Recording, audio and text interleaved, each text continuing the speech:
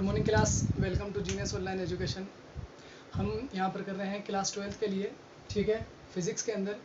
और हमारी अभी यूनिट चल रही है फर्स्ट, जिसके अंदर अभी तक हम 10 लेक्चर्स हम ऑलरेडी कर चुके हैं, ठीक है। जिन्होंने वो 10 लेक्चर नहीं देखे हों, पहले वो 10 लेक्चर देखें, ठीक है।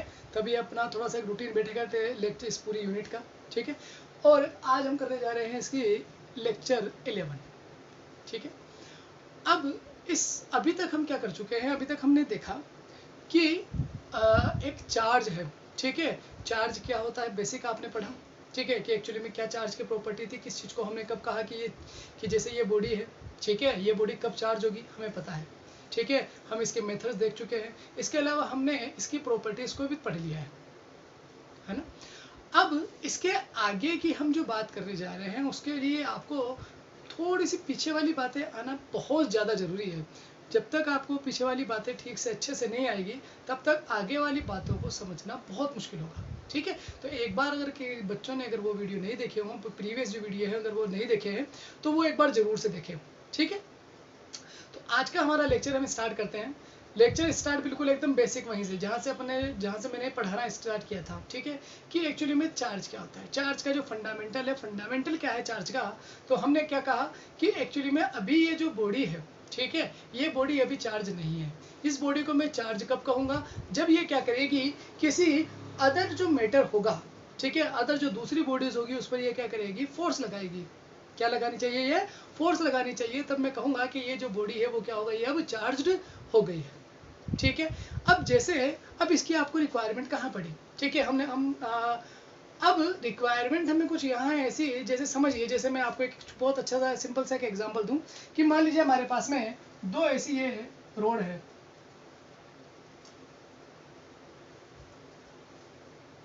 ठीक है, दो ऐसी ये रोड है, इसके ऊपर पॉजिटिव चार्ज है, ये भी पॉजिटिव चार्ज है, ठीक है। और इसी तरीके से ये यहाँ पर ये दो अलग रोड भी हमारे पास में है, ठीक है। इन दोनों के ऊपर भी पॉजिटिव चार्ज है, ठीक है। आगे देखें। अब हम जैसा कि पहले से ही पढ़ चुके हैं और पहले से ही जानते हैं कि जो लाइक चार्जेस अगर दो के बीच में अगर हो, ठीक है, तो यहाँ पर कौन सा वाला फोर्स लगेगा, ये एक दूसरे को रिपेल करेंगे। इसी तरीके से ये दोनों भी एक दूसरे को क्या करेंगे, रिपेल करेंगे। अब मुझे दरअसल ये जानने में इंटरेस्ट ज़्यादा है कि ठीक है, ये दोनों रिपेल करेंगे, ये दोनों भी रिपेल करेंगे, ठीक है, ये अभी तक हम पढ़ के आ चुके हैं। लेकिन मैं ये जानना चाहता हूँ कि इन दोनों में से किसमें रिपल्शन फोर्स ज़्यादा होगा, कहाँ पर रिपल्शन ज़्यादा होगा, ठीक है। छोटे मोटे प्रैक्टिकलों के अंदर तो हम देख सकते हैं कि कहाँ फोर्स ज़्यादा लग रहा है, लेकिन जैसे ही थोड़ी सी बड़ी चीज़ों की बात आती है, हम चीज़ों को देखकर पहचान नहीं सकते हैं कि कहाँ फोर्स ज़्यादा लग रहा है, कहाँ फोर्स कम लग रहा है, ठीक है। मुझे ये जानना है। अब जानने का क्या तरीका हो सकता है, ठीक है, उस पर गौर करें आप। तो इसका एक बड़ा ही सिंपल सा मैं आपको एक अच्छा सा एग्जांपल दूं, ठीक है। देखिए, जैसे मान लीजिए ये कोई बॉडी है या ये कोई बॉक्स है, ठीक है, इसको दो लोग खींच रहे हैं। इधर की तरफ राम खींच रहा है और इधर की तरफ श्याम खींच रहा है, ठीक है। अब आप क्या मुझे बता सकते हैं कि ये बॉक्स किधर की तरफ जाएगा। आप कहेंगे कि सर ये तो क्या पूछ रहे हो, ये तो बताओ कि किसके पास में पावर ज़्यादा है। क्यों, क्योंकि हमें क्या बात पता है कि जिसके पास में पावर ज़्यादा होगी, ठीक है, जिसके पास में पावर ज़्यादा होगी, ठीक है, वो ये बॉक्स उसकी तरफ ही जाएगा, ठीक है, ये बॉक्स उसकी तरफ ही जाएगा। क्लियर है। अब इसकी हम जो पावर जो हम बात करेंगे, अब पावर के बारे में आपको पता है कि ये जो हम मेजर करते हैं कि भाई दरअसल कौन ज़्यादा फोर्स लगाएगा, तो कौन किसकी तरफ ये जाएगा ऑब्जेक्ट, ठीक है। तो उसको हम किस में मेजर करते हैं कि भाई हमें ये बता दी जाए, कोई अगर ये बता दे कि सर ये तो लगाएगा 7 न्यूटन का फोर्स, ये लगाएगा 5 न्यूटन का फोर्स, तो ये ऑब्जेक्ट की दीजिए, तो ये बॉक्स किधर की तरफ जाने वाला है, राम की तरफ, ठीक है। लेकिन मान लीजिए वहीं अगर ये श्याम अगर 7 न्यूटन का फोर्स लगाता है, राम अगर 5 न्यूटन का फोर्स लगाता है, तो अब ये बॉक्स किधर की तरफ जाएगा, इधर की तरफ जाएगा। क्लियर है, वाली बात समझ में आई, ठीक है। तो यहाँ से हमें एक बात क्या समझ में आई कि किसी भी चीज़ों को देखकर, ठीक है, देखकर उनके बारे में हम एग्जैक्ट सही चीज़ें नहीं बता सकते हैं। कब तक, जब तक कि हमें कोई मैथमेटिकल डाटा नहीं मिल जाता है। भाई ये मैथमेटिकल डाटा यही है, ठीक है। तो ये जो मैथमेटिकल डाटा है, ठीक है, उसी को हम ड्राइव करते हैं फॉर्मूलाज के रूप में, ठीक है, जिसको हम बोलते हैं मैथमेटिकल फॉर्मूलाज। तो ये जो इन दोनों के बीच में जो फोर्स है, यानी कि जो दो चार्जेस के बीच में जो फोर्स लगता है, ठीक है, हमें पता है कि फोर्स लगता है, ठीक है, लेकिन हम ये जानने में इंटरेस्टेड है कितना लगता है फोर्स, ठीक है, वैल्यू कितनी होगी इसकी मैथमेटिकली, ठीक है। तो वो जो मैथमेटिकल फॉर्मूला है, ठीक है, उस मैथमेटिकल फॉर्मूला को एक साइंटिस्ट है, ठीक है, उन्होंने ये फॉर्मूला दिया और उन्हीं के नाम पर इस फॉर्मूले का भी इन्होंने नाम दिया, ठीक है। तो वो फॉर्मूला कौन सा है? बहुत सिंपल सा है, सभी लोग इसको एक पढ़ के आए होंगे, ठीक है। उसका हमारा नाम है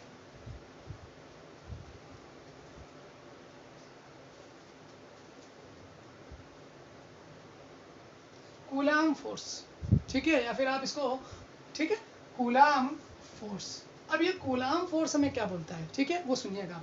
जैसे कि हमने इससे प्रीवियस लेक्चर था, उसमें मैंने कहा था कि एक्चुअली में कोई बॉडी के किसी बॉडी के पास में अगर मास है, ठीक है, तो ही उस पर चार्ज एग्जिस्ट करेगा, अदरवाइज उस पर चार्ज एग्जिस्ट नहीं करेगा, ठीक है। कोई अगर बॉडी है, अगर उस पर अगर मास है, ठीक है, तो ही चार्ज उस पर एग्जिस्ट करेगा, अदरवाइज उस पर चार्ज एग्जिस्ट नहीं करेगा, ठीक। तो अब इसको देखें आप, तो हमने इनसे पहले जब अपने ये जो टॉपिक है, जब ये यूनिट जब अपन स्टार्ट करी, तो अपन ने डायरेक्ट यहाँ से स्टार्ट नहीं करी थी, हमने स्टार्ट किया था इसको ग्रेविटेशन से, ठीक है।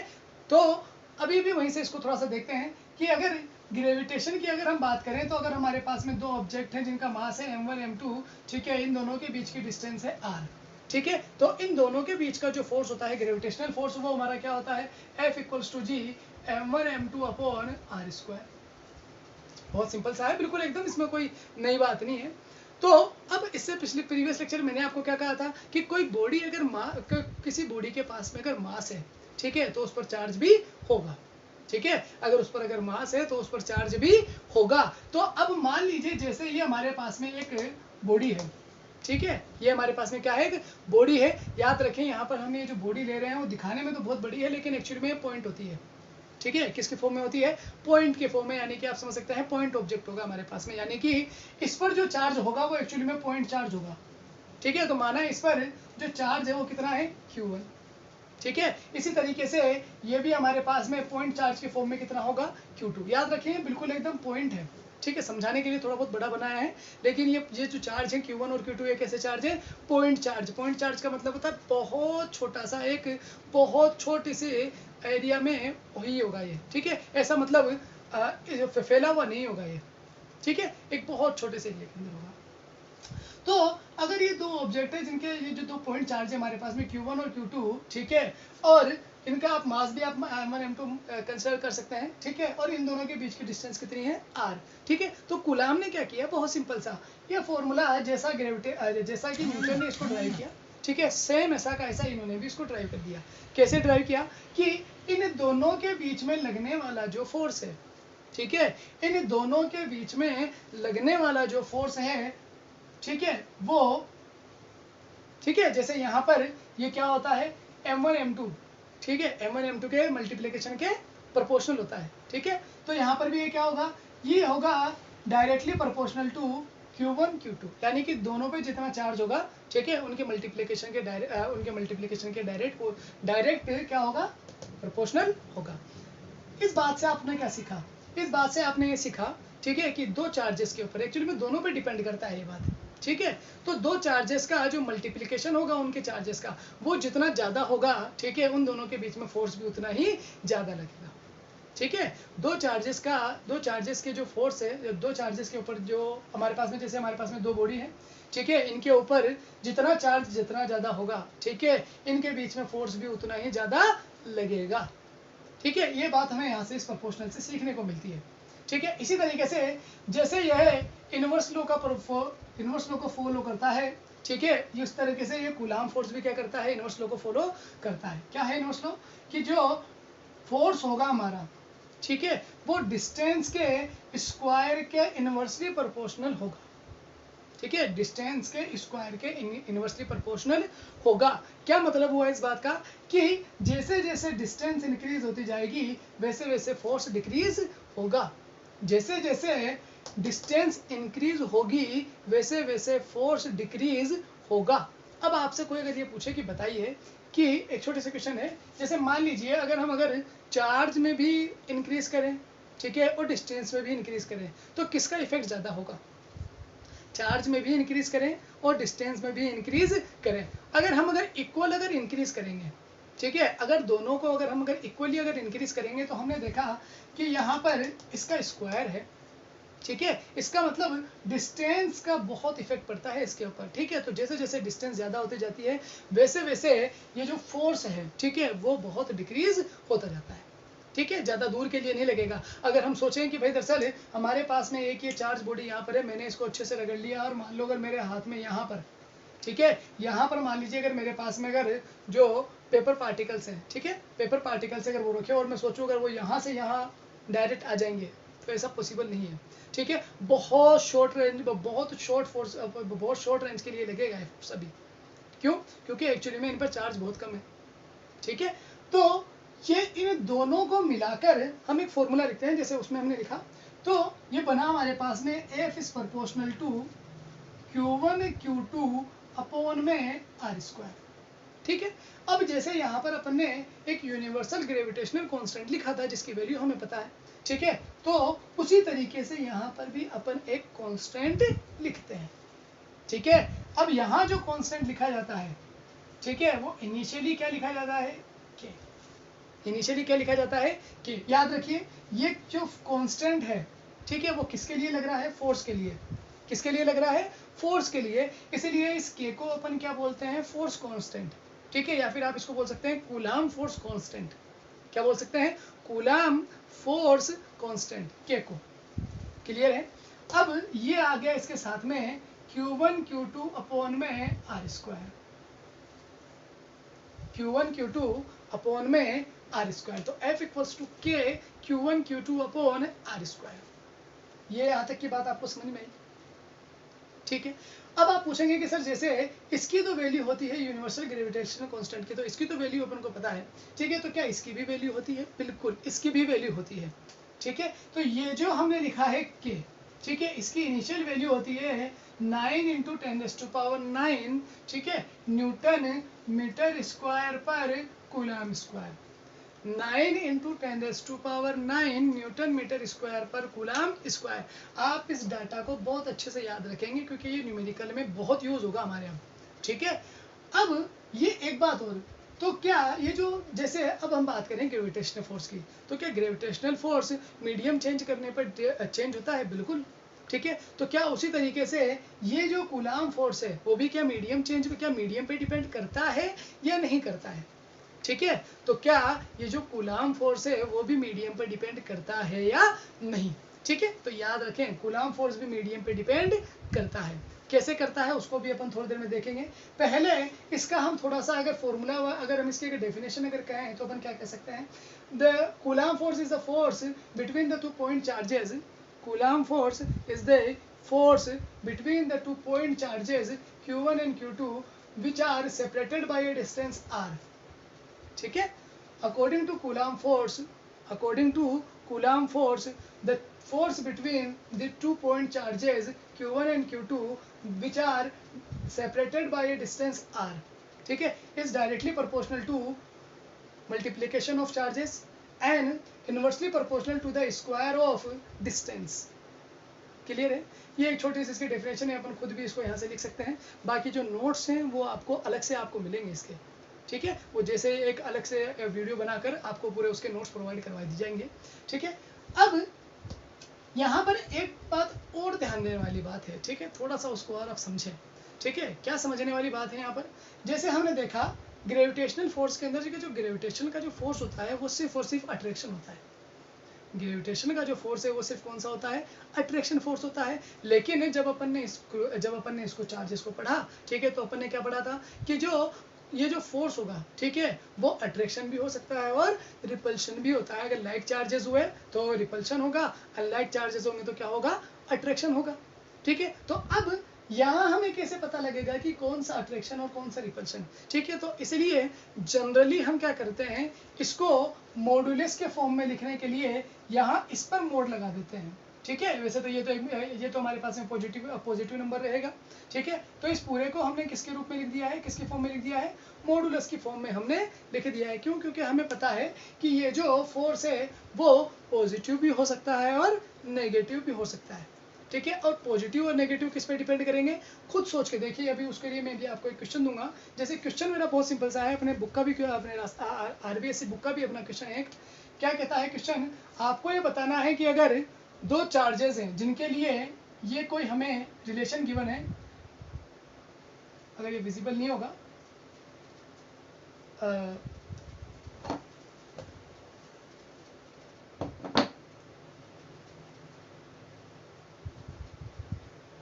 ठीक है। हमारे पास में 2 पॉइंट चार्जेस हैं Q1 और Q2, ठीक है। उनके लिए ये हमें कोई रिलेशन गिवन है, ठीक है, गिवन है हमें रिलेशन। आपसे पूछा गया है कि बताइए कि इन दोनों चार्जेस के बीच में जो फोर्स का जो नेचर होगा, ठीक है, नेचर ऑफ फोर्स आपको फाइंड करना है, नेचर ऑफ फोर्स। तो आपको बताना है कि अगर कंडीशन अगर ये हो कि Q1 और Q2 इज लेस देन अगर 0 हो, तो आपको बताना होगा कि इन दोनों में अट्रैक्शन फोर्स होगा या इन दोनों में रिपल्शन फोर्स होगा, ठीक है। वीडियो पॉज करके आप इसको एक बार थोड़ा सोल्व करने की कोशिश करें। देखिए, अब यहाँ आपको क्या गिवन है कि Q1 Q2 is less than 0, ठीक है। Q1 Q2 is less than 0, ठीक है। अब यहाँ से आपने क्या देखा कि कोई भी हमारे पास में अगर 2 नंबर हो, ठीक है, तो 2 नंबर का मल्टीप्लीकेशन 0 से लेस देन कैसे हो सकता है, 0 से लेस देन कैसे हो सकता है। सोचिए, देखिए मैं आपको यहाँ पे करके दिखाता हूँ। जैसे मैंने आपको कहा कि मेरे पास में 2 नंबर हैं, 2 और दूसरा नंबर भी मेरे पास में क्या है, 3। दोनों अगर मेरे पास अगर पॉजिटिव नंबर हो, तो क्या 2 पॉजिटिव नंबर का कभी मल्टीप्लीकेशन लेस देन 0 हो सकता है क्या? नहीं हो सकता है ना। इसका मतलब ये हुआ कि ये दोनों चार्ज पॉजिटिव तो नहीं है, ठीक है। इसी तरीके से अगर मैं यहाँ पर एक चार्ज बात करूँ -2 और -3, ठीक है, बताइए क्या इनका मल्टीप्लीकेशन लेस देन 0 हो सकता है क्या? याद रखिए, ये इंडिविजुअल तो ये लेस देन 0 है, ठीक है, लेकिन जब इन दोनों का हम मल्टीप्लीकेशन कर देंगे तो ये क्या बन जाएगा, 2 × 3 6 बन जाएगा, ठीक है, और वो भी माइनस माइनस प्लस हो जाएगा। तो ये कंडीशन भी ट्रू नहीं है। इसका मतलब ना तो ये दोनों चार्जेस पॉजिटिव है, ना ये दोनों चार्जेस नेगेटिव है। हाँ, तीसरी कंडीशन क्या बन सकती है कि अगर मान लीजिए ये हमारे पास में माइनस का है और ये हमारे पास में प्लस का है, यानी कि अगर एक चार्ज अगर हमारे पास में माइनस हो और दूसरा चार्ज अगर हमारे पास में अगर पॉजिटिव हो, तो बिल्कुल हमारी कंडीशन बन सकती है 3 × 2 क्या हो गया, -6। क्या ये लेस देन 0 होता है? बिल्कुल होता है। तो इसका मतलब ये हुआ कि एक चार्ज नेगेटिव होगा और दूसरा चार्ज क्या होना चाहिए, पॉजिटिव होना चाहिए वहां पर, ठीक है। अगर वो कंडीशन अगर ट्रू है तो उस कंडीशन के अकॉर्डिंग एक चार्ज यहाँ पर नेगेटिव होना चाहिए और दूसरा चार्ज कैसा होना चाहिए, पॉजिटिव होना चाहिए। तो अगर एक चार्ज अगर नेगेटिव हो और दूसरा चार्ज अगर पॉजिटिव हो, तो नेगेटिव और पॉजिटिव में क्या होता है, ये तो हमारे पास में कौन सा वाला फोर्स लगेगा, आप अट्रैक्शन फोर्स, ठीक है। तो इस तरह से हम बेसिक क्वेश्चनों के इसके आंसर दे सकते हैं। क्लियर है यहाँ तक की बात समझ में आई? ठीक है, इनको आप नोट कीजिए और उस क्वेश्चन को भी आप नोट कीजिए, ठीक है। ये अपन से बोर्ड में एक बार पूछा हुआ है, ठीक है, चलिए नोट कीजिए इसको। अब जो आगे हम पढ़ने जा रहे हैं, ठीक है, इसी को आगे हमें थोड़ा सा और समझाना है, ठीक है, कि ये जो k है, इस k की वैल्यू क्या होगी, ठीक है। जैसे मैंने बताया, इस k को अपन क्या बोलते हैं, फोर्स कांस्टेंट, ठीक है, या फिर आप इसको कूलाम फोर्स कांस्टेंट बोल सकते हैं,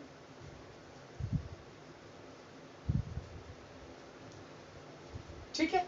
अब इसकी वैल्यू तो अपन ने निकाल ली, ठीक है। अब ये वैल्यू कैसे आई होगी, ये भी तो सोचें अपन। और जैसा मैंने अभी आपको कहा कि एक्चुअली में जैसे कूलाम जो फोर्स है, ठीक है, वो उसका बहुत ज़्यादा इफेक्ट पड़ता है मीडियम का। कूलाम फोर्स पर मीडियम का बहुत ज़्यादा इफेक्ट पड़ता है। अब ये मीडियम का इफेक्ट कैसे पड़ता है, वो मैं देखो आपको थोड़ा सा एक एग्जांपल के थ्रू समझा रहा हूँ, अच्छे से उसको आप समझना। क्यों? क्योंकि ये एग्जांपल मैं बहुत जगह यूज़ करूँगा मैं आने वाले टाइम में। जैसे मान लीजिए 2 लड़के हैं, ठीक है, ये फर्स्ट और ये सेकंड, ठीक है। मैंने उन्हें कहा कि ऐसा करो, यहाँ से यहाँ भाग के दिखाओ, ठीक है। दोनों भगेंगे आराम से। मान लीजिए इसको कुछ टाइम लगा, इसको भी कुछ टाइम लगा, ठीक है। मान लीजिए जैसे इनको लगे 10 सेकंड यहाँ से यहाँ जाने में, ठीक है। यहाँ से यहाँ तक जाने में इनको कितना टाइम लगा, 10 सेकंड लगे, बिल्कुल एकदम यहाँ सीधा रोड पे भगना था, ठीक है। अब इसी की जगह अगर मैं ये करूँ कि यही है, बिल्कुल एकदम याद रखें, ये लड़के चेंज नहीं हुए, यानी कि इनके पास में जितनी पावर है, पहले पहले जितनी पावर थी अभी भी उतनी पावर है। डिस्टेंस मैंने चेंज नहीं करी है, बस खाली मैंने क्या किया है कि ये जो जितनी डिस्टेंस है, इस इतने डिस्टेंस में मैंने क्या किया, पानी भर दिया है, वाटर। ठीक है, अब मैंने ऐसा कहा कि ऐसा करो, यहाँ से वहाँ तक जाके दिखाओ। ठीक है, अब ये दोनों कोशिश कर रहे हैं पूरी, बताओ पहले जितना टाइम लगेगा या उससे ज़्यादा टाइम लगेगा या उससे कम टाइम लगेगा इन दोनों को जाने में। ठीक है, तो आपने सोच लिया होगा। ठीक है, डेफिनेटली इनको क्या होगा, पहले से इनका जो टाइम है वो ज़्यादा लगेगा। ठीक है, अब ज़्यादा क्यों लगा है, ठीक है, यही सोचने वाली बात है। तो ज़्यादा इसलिए लगा है क्योंकि एक्चुअली में पहले क्या था, पहले जो इनका मीडियम था वो क्या था, एयर। पहले मीडियम क्या था, एयर, यानी कि जिस चीज़ में से इनको जाना था, ठीक है, वो चीज़ क्या थी पहले, एयर। लेकिन अब उस एयर की जगह जिस चीज़ में से इनको जाना है, ठीक है, वो मीडियम ही क्या हो गया है मेरा। अब देखिए मीडियम चेंज हो गया है, मीडियम अब क्या बन गया है, वाटर। मीडियम अब क्या बन गया है, वाटर। और हमें पता है कि वाटर के जो मॉलिक्यूल्स होते हैं, ठीक है, वो एयर के मॉलिक्यूल्स के जो कंपेयर के अंदर क्या होते हैं, बहुत ज़्यादा पास पास होते हैं। ठीक है, तो इसलिए क्या होगा कि अब इनको यहाँ से यहाँ तक जाने के लिए, ठीक है, यहाँ से यहाँ तक जाने के लिए अब इनको ज़्यादा पावर यूज़ करना पड़ेगा। लेकिन याद रखिए, मैंने कहा था ना आपको कि पावर तो सेम ही रहता है, पावर तो सेम ही रहेगा। तो इसका मतलब ये हुआ कि अब यहाँ से यहाँ तक का जाने के लिए या इनका जो टाइम था वो इंक्रीज हो गया। इनका क्या हो गया है, टाइम इंक्रीज हो गया है। या फिर आप ऐसे कह सकते हैं कि इस सेम डिस्टेंस को कवर करने के लिए, ठीक है, अब इनका फोर्स क्या हो गया है, डिक्रीज हो गया है। क्या हो गया है, डिक्रीज हो गया है। ठीक है, तो यही किसका इफेक्ट होता है हमारे पास में, मीडियम का। किसका इफेक्ट होता है, मीडियम का। ठीक है, इस टॉपिक को अपन कल और आगे करेंगे। ठीक है, आज के लिए इतना ही, थैंक यू।